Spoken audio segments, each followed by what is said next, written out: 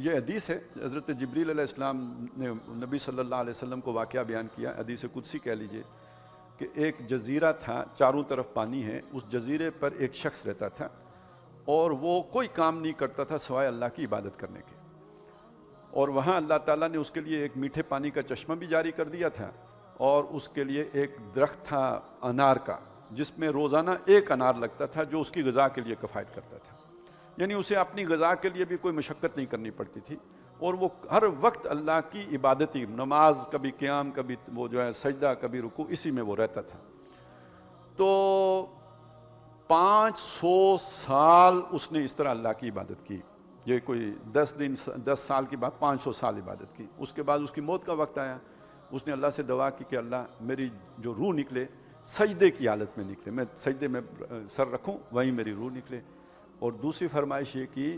کہ حشر کے دن جب میں اٹھوں تب تک میں سجدے کی حالت میں ہی رہوں۔ اللہ نے دونوں دعائیں قبول کر لی، سجدے ہی میں روح نکلی اور وہ سجدے ہی کی حالت میں رہا، اور جبریل علیہ السلام کہتے ہیں کہ اے نبی جب ہم وہاں سے گزرتے ہیں تو اس کو سجدے کی حالت میں دیکھتے ہیں۔ اب یہ تو اس کا ماضی ہو گیا، پھر حضرت جبریل نے اس کا مستقبل بیان کیا کہ وہ اللہ کے سامنے پیش ہوگا تو کیا ہوگا، کہ اللہ تعالیٰ اس کا سارا حساب دیکھیں گے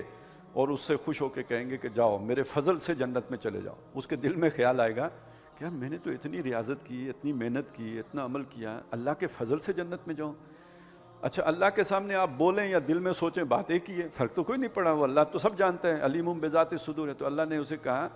کہ ہاں میرے فضل سے جنت میں، اسے پھر وہی خیال آیا۔ جب 2-3 دفعہ ایسا ہوا تو اسے کہا کہ آؤ واپس، اور فرشتوں سے کہا کہ اس کا حساب لو۔ وہ جو 500 سال کی عبادت تھی نا، اس کی 500 سال کی عبادت، اس کا جب اب وہ بنی شیٹ، بیلنس شیٹ،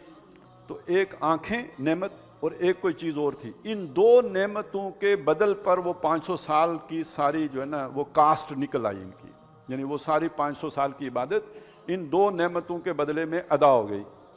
باقی ساری نعمتیں ابھی پیچھے تھی۔ تو اب اس کے بارے میں خسارے کا فیصلہ ہو گیا۔ تو اب جب وہ دوزخ کی طرف چلا ہے تو اس کے دل میں خیال آیا کہ ہاں اللہ کے فضل کے بغیر کوئی بھی جنت میں نہیں جا سکتا۔ تو اس پر پھر اللہ نے اس پر رحم کر کے پھر اسے کہ ہاں بھائی میرے فضل سے جنت میں چلے جاؤ۔ اب وہ راضی راضی جنت میں گیا۔ تو اپنے عمل کے بل پر تو کوئی بھی نہیں جنت میں جا سکتا، اس لیے غفران کا، اللہ تیری بخشش چاہتے ہیں۔ ٹھیک ہے جو بھی ہم سے بن پڑا ہم نے کیا،